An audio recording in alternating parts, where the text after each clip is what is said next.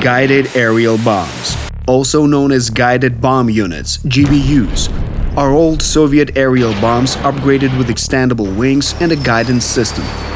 This is how even a distant explosion of such munition looks from an underground fortification. Only in April, Russians dropped over 3,200 guided aerial bombs on Ukraine. This is a part of Russia's new strategy in the war against Ukraine. How will this affect the front? And how can thousands of such explosions be countered? It will be a difficult period. Mid-May, early June, it will be tough. Russians have intensified attacks along the front line, stretching over 1,000 kilometers. In some areas, Ukrainians are already forced to retreat. There are two reasons for this: the prolonged absence of assistance from allies and a change in Russian tactics. The mentioned 3,200 guided aerial bombs dropped by Russia in just 1 month represent a devastating force. A standard Russian artillery shell of 122 mm creates a 6 meters wide and up to 3 meters deep crater in the ground. A CAB 500 guided aerial bomb carries nearly 200 kilograms of explosives, equivalent to 51 shells. A CAB 1500 can carry nearly 1,000 kilograms of explosives, equivalent to 265 shells. The crater from such bomb can fit a 9-story building. During the Battle of Avdiivka, Ukrainian positions were bombarded with 60 to 80 GBUs in just one day. The explosive power of that many bombs is equivalent to around 20,000 shells per day. On February 17th, Ukrainians were forced to withdraw from Avdiivka. Russians produce a wide range of guided aerial bombs. They began by converting 250 and 500 kilogram bombs into guided ones. However, as of today, they have already equipped the 1.5-ton FAB 1500 and cluster RBK 500 bombs with similar modules. Recently, Russian Defense Minister Sergei Shoigu was presented the heavy-duty FAB 3000 with a payload of nearly 1.5 tons of explosives. The new Russian strategy is to bombard everything ahead of them with aerial bombs, to destroy any fortifications and anything that could be used as cover. Even the most skilled fighters cannot secure and defend themselves amid the ashes. Thus, Ukrainians are forced to retreat. In mid-May, Russians launched a new offensive on one of Ukraine's largest cities, Kharkiv. The Economist, citing Vadim Skibitsky, deputy chief of GUR, reports that the Russian group of troops in this area consists of 35,000 servicemen, and it is expected to increase to 50 to 70,000 in the near future. Such major cities like Kharkiv or Sumy already feel the impact of GBU strikes. Russians have repeatedly used these heavy bombs to strike populated areas. But is there a way to counter this tactic? Intercepting the bombs mid-flight is nearly impossible. Once dropped, they fly no more than 70 seconds or even less, appearing as small dots on a radar before quickly waning. Yet a guided bomb works best when launched from high altitude, and the higher the pilot flies, the easier it is for air defense systems to detect his plane and strike him down.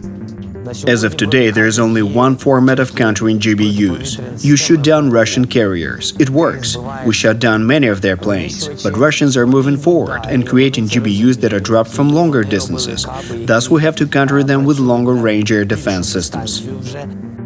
In total, according to the Armed Forces of Ukraine, they shut down 350 Russian aircraft over 2 years of war.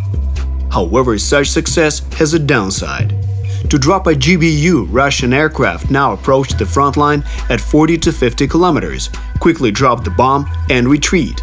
To intercept them at such a distance, Ukrainians need to bring precious Patriot or NASAMS systems closer to the front line. It is not just their cost that makes them precious. Ukrainians have only a few batteries of these modern systems. Moreover, they're needed to protect large cities that Russia constantly attacks with missiles.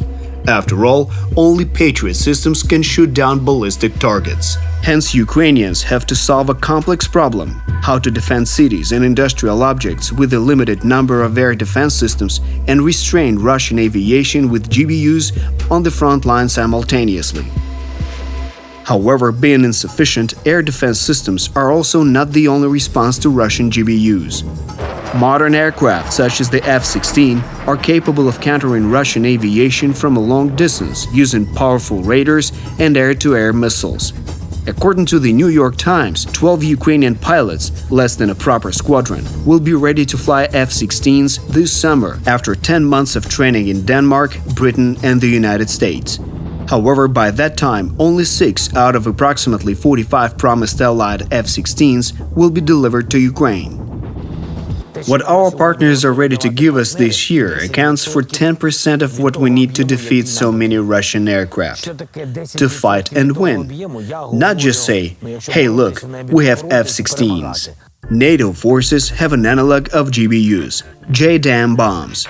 Ukraine even received a small number of such munitions. However, Russians have devised ways to jam the GPS guidance systems of these bombs, so JDAMs have proven to be not very effective in this war. That said, in early May, the war zone reported that JDAMs are being equipped with self-guidance systems to target GPS jamming devices. On the other hand, the receiver of the satellite navigation signals of a Russian GBU is protected by a CRPA antenna, which helps suppress ground interference. Meanwhile, Russians are producing and dropping more and more guided aerial bombs. And to strengthen their air component, they're even building a new airfield in the Belgorod region bordering Ukraine. Currently, the runway is already being paved. The key to victory in war is constant development. At the beginning, Russians advanced with kilometers-long columns of armored vehicles. Ukrainians destroyed them. The aggressor then began to attack with cruise missiles. Ukrainians learned to systematically shoot them down. Mobile fire groups successfully counteract Iranian drones. Now the Russians are attacking with GBUs. Squadrons of F-16s, modern air defense systems, and new developments in electronic warfare can also help with this problem. With the help of allies from the civilized world, Ukrainians must make a move in response. Otherwise, this world and its values will suffer defeat.